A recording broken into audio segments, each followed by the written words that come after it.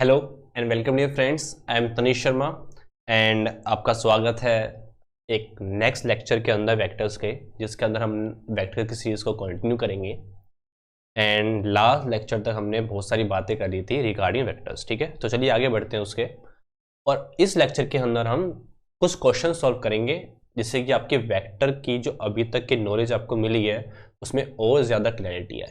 ठीक है, तो चलिए स्टार्ट करते हैं। तो पहला क्वेश्चन आपके सामने है, वीडियो को पॉज करिए, ट्राई करिए, नहीं होगा कोई बात नहीं, पढ़िए, क्वेश्चन का मतलब समझिए कि क्या है। ठीक है, और अगर नहीं आता तो फिर इसका सॉल्यूशन दिखिएगा स्टार्ट करके। चलिए क्वेश्चन पढ़ते हैं। A body is simultaneous given two velocities, one 31 metre per second due east and other 40 metre per second due north. Find the resultant velocity. जैसे ध्यान से देखिएगा, वेक्टर का यहां से आपको यूज भी समझ आएगा कि हम क्यों पढ़ रहे हैं वेक्टर्स को। तो यहां देखिए, एक बॉडी है, उसको हमने एक साथ दो वेलोसिटी दी। ठीक है, एक ईस्ट की तरफ एक नॉर्थ की तरफ। ठीक है, तो देखिए अगर मैं मान लीजिए मैं बनाऊं बॉडी को, तो एक ईस्ट की तरफ यहां पे दी और एक नॉर्थ की डायरेक्शन ये ऊपर होती है, एक नॉर्थ के डायरेक्शन में दी। ठीक है, ये है आपकी ईस्ट डायरेक्शन और ये है आपकी नॉर्थ डायरेक्शन। ईस्ट डायरेक्शन के अंदर आपको जो वेलोसिटी दी है वो है आपकी 30 मीटर पर सेकंड, और आपको जो नॉर्थ के डायरेक्शन में दी गई है वो है आपकी 40 मीटर पर सेकंड। आपको बताना है कि ये दोनों बॉडी को अलग अलग वेलोसिटी तो दी गई है, बट अब बॉडी तो सिर्फ एक के डायरेक्शन में मूव कर सकती है ना, एक साथ तो दो डायरेक्शन में जा ही सकती। तो फिर किस डायरेक्शन में जाएगी? ईस्ट ईस्ट में जाएगी, नॉर्थ में जाएगी, या फिर किसी और डायरेक्शन में जाएगी? तो कौन सी डायरेक्शन में जाएगी और वेलोसिटी कौन सी होगी? 30 से जाएगी, 40 से जाएगी, या फिर कुछ और वेलोसिटी से जाएगी? तो ध्यान से देखिए, यही मैं आपको यूज बताऊंगा वेक्टर्स का। तो देखिए, एक वेक्टर आपको ये दे रखा है, एक वेक्टर आपको ये दे रखा है, फिगर बन रखी है, दोनों के बीच में एंगल भी है। ये क्या है? एंगल 90 डिग्री एंगल होता है। अब आपको इसका क्या निकालना है? रिजल्टेंट निकालना है। तो रिजल्टेंट निकालने के लिए क्या बताया था? सबसे पहले आप क्या बनाइए? पैरेललोग्राम। तो आपके दो वेक्टर दे रखे हैं, दोनों वेक्टर से हम क्या बनाएंगे? पैरेललोग्राम। तो देखिए पैरेललोग्राम बनाऊंगा, ऐसे ये ऐसे ले गया और यहां से ये ऐसे ले गया, और इनका जो डायगोनल होगा, इनका क्या होगा? डायगोनल, वो रिजल्टेंट को रिप्रेजेंट करेगा। यहाँ देखिए, ये डायगोनल को मैंने यहाँ पे इससे रिप्रेजेंट किया। ठीक है, तो बॉडी कुछ इस डायरेक्शन में जाएगी, बट अब इस डायरेक्शन में क्या वेलोसिटी होगी? तो ध्यान से देखिए, मान लीजिए ये आपको v1 और v2 दे रखा है। ठीक है, v1 क्या दे रखा है आपको? 30 मीटर पर सेकंड, और v2 क्या दे रखा है आपको? 40 मीटर पर सेकंड। ठीक है, अब देखिए, अब आपको रिजल्टेंट निकालना, मैं रिजल्टेंट में v से दिखा रहा हूं। ठीक है, तो v, तो देखिए दो आपको वेक्टर दे रखे हैं, दोनों के बीच में एंगल है 90 डिग्री, स्पेशल केस थर्ड। तो सीधा फॉर्मूला क्या लगाओगे? अंडर रूट ऑफ v1 का स्क्वायर प्लस v2 का स्क्वायर। लगाने का तो आप सिंपल प्लस 2v1 v2 कोस 90 डिग्री दिखा के आप बिल्कुल कर सकते हो, मर्जी है आपकी। तो बट ठीक है, ये भी सही है। ठीक है, तो v आ गया आपका ये। अच्छा, v वैल्यू डालो आप जल्दी जल्दी, 30 का स्क्वायर प्लस 40 का स्क्वायर। ठीक है, तो अगर आप इसको सोल्व करोगे तो यहाँ पे क्या आएगा? 900 plus 1600 under root, which is v equal to under root of 2500, और v इक्वल टू कितना आ जाएगा? 50 मीटर पर सेकेंड। मतलब कि जो रिजल्टेंट वेलोसिटी होगी, ठीक है, उसका जो मैग्नीट्यूड होगा वो क्या होगा? 50 metre per second. But velocity जो होती है वेक्टर क्वांटिटी होती है, हमने सिर्फ मैग्नीट्यूड बताया है, तो बचा क्या? डायरेक्शन। तो यहाँ देखिए, हम डायरेक्शन ईस्ट के रिस्पेक्ट में बता देते हैं। ठीक है, वैसे बता तो हम किसी भी रिस्पेक्ट में सकते हैं, पर ईस्ट के रिस्पेक्ट में बता देते हैं। तो ये मैंने मान लीजिए, ये हमने मान लिया अल्फा, हमको अल्फा बताना है। तो हमें देखिए, टेन अल्फा क्या निकालेंगे हम? टेन अल्फा क्या होगा? हमने क्या निकाला था? ये हमने मान लिया है v1 और ये हमने मानी है v2। ठीक है, तो tan अल्फा क्या होगा, अल्फा किसके साथ नहीं बन रहा, v2 के साथ नहीं बन रहा, तो क्या आएगा v2 साइन थीटा, यहाँ पे थीटा क्या है, थीटा है 90 डिग्री, थीटा क्या है 90 डिग्री, दोनों वेक्टर के बीच में एंगल क्या है 90 डिग्री, तो v2 साइन थीटा अपोन में जिसके साथ बन रहा है v1 प्लस जिसके साथ नहीं बन रहा है v2 कोस थीटा। आई बात समझ। तो tan अल्फा क्या हो जाएगा, यहाँ से v2 क्या आएगा, v2 आपका है 40 साइन 90 डिग्री अपोन में 30 प्लस 40 कोस 90 डिग्री। ठीक है, मैं यहाँ का थोड़ा एरिया रब कर देता हूँ, ठीक है, इसको नोट कर लेना आप, यहाँ पे स्पेस नहीं है।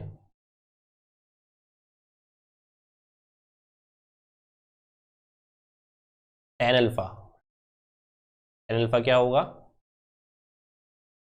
40 साइन 90, साइन 90 क्या होता है 1, तो ऊपर सिंपल 40 आ जाएगा अपोन में 30 प्लस 40 कोस 90, कोस 90 क्या होता है 0, तो ये पूरा क्या बन जाएगा 0, तो नीचे क्या बचेगा सिर्फ 30, यहाँ पे बचा 4/3, तो यहाँ पे आ जाएगा tan alpha equal to 4/3। But आपको tan अल्फा नहीं बताना, आपको सिर्फ अल्फा बताना है, तो अल्फा क्या होगा, अल्फा होगा यहाँ पे tan इनवर्स क्या हो जाएगा 4/3।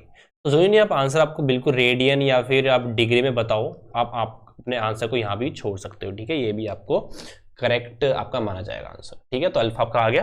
अच्छा, क्वेश्चन में आराम से कुछ चीज़ों को एक्सप्लेन करिएगा कि अल्फा क्या है, अल्फा को बताइएगा कि वो रिजल्टेंट और जो v1 है उसके बीच में एंगल है। ठीक है, ये सब चीज़ों को एक्सप्लेन करना जरूरी होता है, वरना फिर यहाँ पे ना जो टीचर्स होते हैं वो मार्क्स काटने के लिए बहुत उत्सुक होते हैं। ठीक है, तो यहाँ तक था ये क्वेश्चन। मैं यहाँ पे अगर आपको फिगर नहीं दिख रहा हो तो मैं आपको इसको थोड़ा मूव कर देता हूँ। ठीक है, ये फिगर कुछ ऐसा है, इसको ध्यान से देखिएगा। ठीक है, चलिए बढ़ते हैं आगे।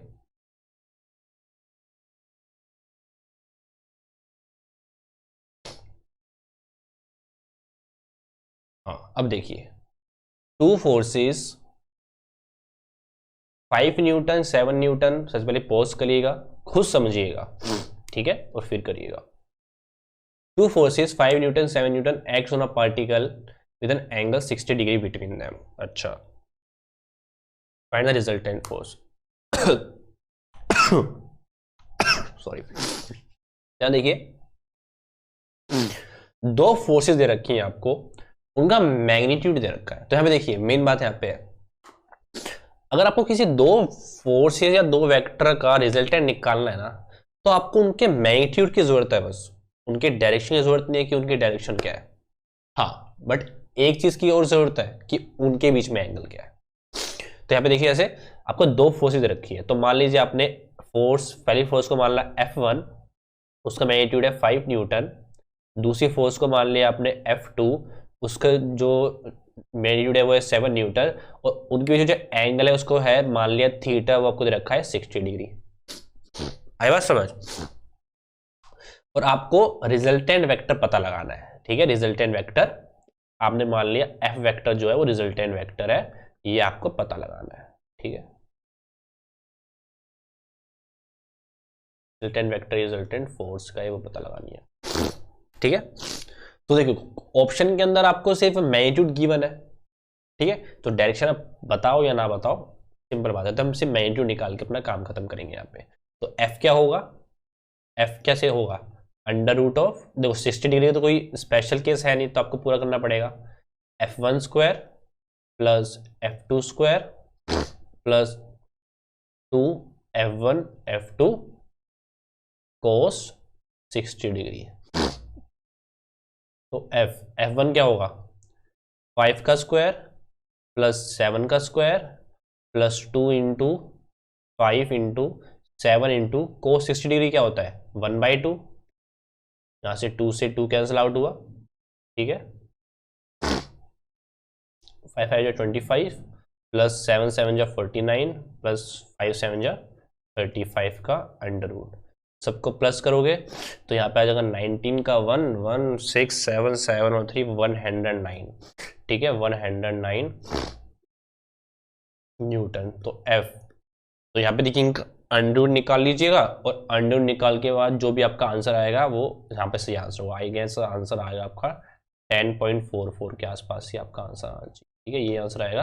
फिर भी वेरीफाई करने के लिए अच्छे से निकाल लीजिएगा अंडर रूट। ठीक है, तो ये होगा आपका आंसर। ठीक है, डायरेक्शन आप पता लगा सकते हो, जैसे मैंने बोली थी, डायरेक्शन के लिए फिगर जरूर बना लेना अच्छे से और अल्फा दिखा देना कि आप अल्फा किसके साथ बना रहे हो। मर्जी है आपकी, आप F1 के साथ भी बता सकते हो और F2 के साथ भी बता सकते हो, पर क्वेश्चन में हमको पूछा नहीं था इसलिए करवाया नहीं। चलिए आगे बढ़ते हैं। अच्छा, आगे बढ़ते हैं अगले क्वेश्चन पे। पॉज करिए, खुद करिए, नहीं होगा तो फिर सॉल्यूशन देखिए। if the magnitude of the resultant of two vectors of equal magnitude is equal to the magnitude of either vectors then the angle between the two vectors is, देखिए क्या बात है, कुछ नहीं दे रखा क्वेश्चन में, सिंपल लैंग्वेज है और आपसे एंगल पूछ लिया। तो यहाँ देखिए क्या होगा, होल्ड हो गया, जो होगा नहीं होगा, ध्यान से पढ़िएगा। If the magnitude of the resultant of two vectors, दो वेक्टर की बात करी गई है और उनके रिजल्टेंट के मैग्नीट्यूड की बात करी गई है। तो मान लीजिए दो वेक्टर को मान लेता हूं मैं, एक वेक्टर आपको दे रखा है ए वेक्टर की बात करी गई है और एक वेक्टर आपके बी वेक्टर की बात करी गई है और इनके रिजल्टेंट वेक्टर आर वेक्टर की बात करी गई है। Of two vectors of equal magnitude, मतलब कि आप जिन दो वेक्टर की बात करोगे उनका मैग्नीट्यूड इक्वल होना चाहिए। मतलब कि मैंने मान लिया कि ए वेक्टर का मैग्नीट्यूड अगर मैंने x मान लिया तो बी वेक्टर मैग्नीट्यूड को भी मैंने क्या मान लिया, is equal to the magnitude of either vector. तो यहां देखिए दोनों का वेक्टर का मैग्नीट्यूड क्या है, इक्वल है, और बोला क्या जो उनका रिजल्टेंट आएगा ना उसका मैग्नीट्यूड भी इनमें से किसी ना किसी मैग्नीट्यूड के इक्वल होगा। तो दोनों ही x है तो रिजल्ट का मैग्नीट्यूड भी क्या हो जाएगा, x हो जाएगा। जी थोड़ी अजीब सी बात लग रही है, ऐसा हो भी सकता है, देखते हैं। The angle between the two vectors, दोनों a वेक्टर और b वेक्टर बीच में एंगल जो हम मानेंगे थीटा, बताइए वो थीटा क्या हो, क्वेश्चन में ये है। ठीक है, अब इसे कैसे करें, कोई ऐसा फॉर्मूला जो A vector magnitude, B vector magnitude, R vector magnitude और थीटा को रिलेट करता हो। सिंपल वाला है, हमने बहुत बार देख भी लिया उसे, वो क्या है, R equal to under root of क्या होगा, A square plus B square plus 2ab cos theta. चलिए आर है X, under root of A square क्या हो जाएगा एक्स स्क्वायर, बी स्क्वायर क्या हो जाएगा x square plus 2ab, A B x है बी भी एक्स है तो यहाँ पे क्या हो जाएगा x square cos theta, theta में पता नहीं है, थीटा ही पता लगाना है। अंडर रूट को वहां ले जाते हैं तो क्या बन जाएगा square, x square equal to x square क्या हो जाएगा 2x square plus 2x square cos theta. अच्छा अब क्या होगा, एक्स स्क्वायर, दोनों में से क्या कॉमन आ जाएगा, 2x स्क्वायर कॉमन आ जाएगा, क्या बचेगा 1 plus cos theta, x square से एक्स स्क्वायर गया। ठीक है, और यहां से देखिए कुछ गलती तो नहीं कर रहे हम, अभी तक तो नहीं कर रहे हैं, देखते हैं आगे। तो यहाँ पे अगर 2 यहाँ पे आएगा तो यहाँ क्या बन जाएगा 1 plus cos theta equal to 1/2। तो कोस थीटा क्या आ जाएगा 1/2 माइनस 1 क्या आ जाएगा -1/2, और कोस थीटा -1/2 कब होता है दोबारा कहूँगा, अगर नहीं पता है तो याद कर लीजिए, थीटा इक्वल टू 120 डिग्री पे। बाकी इस चीज़ों को अच्छे से क्लास 11 की मैथ में सिखाया जाता है। ठीक है, कभी आपको मैथ पढ़ाएंगे तो बताएंगे। ठीक है, बट अभी के लिए आप याद कर लीजिए इसको कि थीटा क्या होगा 120 डिग्री। तो यहाँ पे हमारा आंसर ऑप्शन डी हमारा क्या हो जाएगा बिल्कुल करेक्ट। आई होप आपको ये समझ आया होगा। चलिए आगे बढ़ते हैं। Two forces whose magnitude are in the ratio, दोबारा पोज करिए, खुद करिए, नहीं आएगा तो वापस आइए। Two forces whose magnitude are in the ratio 3:5 given a resultant of 28 Newton. If the angle of their inclination is 60 degree, find the magnitude of each force. तो यहां देखिए, रुकिएगा,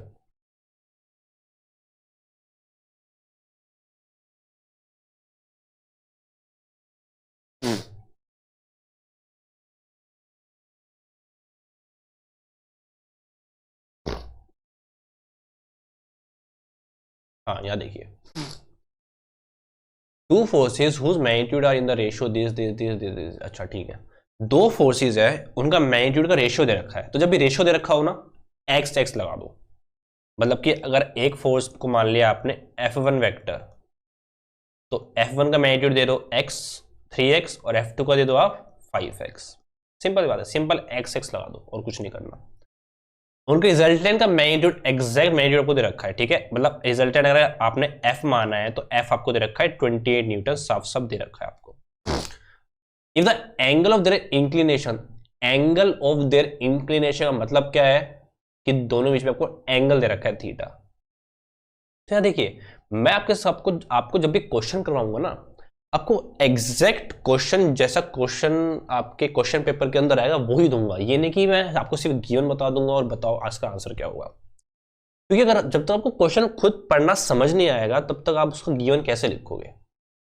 कुछ टीचर्स क्या करते हैं कि सीधा बोलते हैं कि क्वेश्चन में ये गिवन है, बताओ ये क्या हुआ। पर वो तो टीचर ने खुद पढ़ के खुद अपनी नॉलेज से आपको बताया ना, आप खुद कैसे पढ़ के बताओगे? तो आपके सामने एग्जैक्ट क्वेश्चन नहीं होगा। तो हम जो भी क्वेश्चन करेंगे वो एग्जैक्ट लैंग्वेज में आपको दी वन होगा, ठीक है, सीरीज के अंदर या किसी भी लेक्चर के अंदर, जैसे कि आपको पेपर वाला बिल्कुल फील आए। तो आपको ये सब चीजें दे रखी है, क्या बताना है? Find magnitude of each force, हर एक फोर्स F1 और F2 का आपको मैग्नीट्यूड निकालना है। तो x निकाल लिया तो मैग्नीट्यूड आ गया। फिर वही बात, कौन सा फॉर्मूला इसके अंदर ये सब कुछ चीजें आती हो, सिंपल एक ही फॉर्मूला है कि F इक्वल टू क्या होगा, अंडर रूट ऑफ क्या होगा, F1 square F2 square plus 2 F1 F2 cos theta. देखिए क्वेश्चन के अंदर साफ साफ लिखा है मैग्नीट्यूड ऑफ ईच फोर्स बताओ, ठीक है। तो हम मैग्नीट्यूड बताएंगे, डायरेक्शन नहीं बताएंगे, और डायरेक्शन निकाली जा भी नहीं सकती इस क्वेश्चन के अंदर, ठीक है। मैं आपको बताया था कि हर बार डायरेक्शन पता लगाना जरूरी नहीं होगा। तो F क्या होगा, F है यहाँ पे 28, F1 है आपका 3x का स्क्वायर, क्या हो जाएगा 9x स्क्वायर, मैं डायरेक्ट लिख रहा हूँ।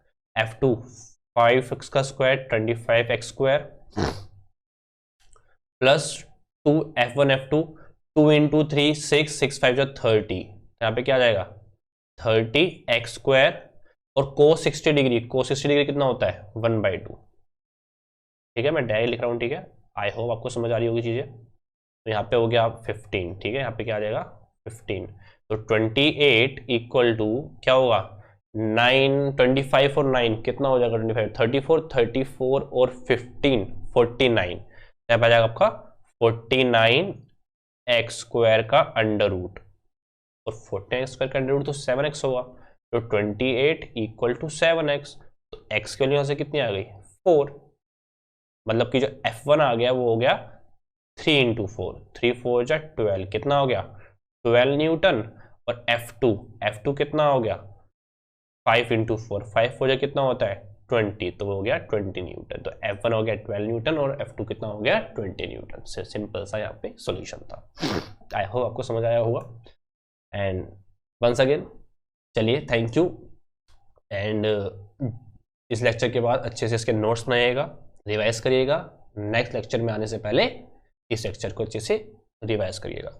आप पर डे अगर 2 वीडियो भी देखते हो ना तो मेरे सबसे मोर देन इनफ है, ठीक है। तो चलिए थैंक यू।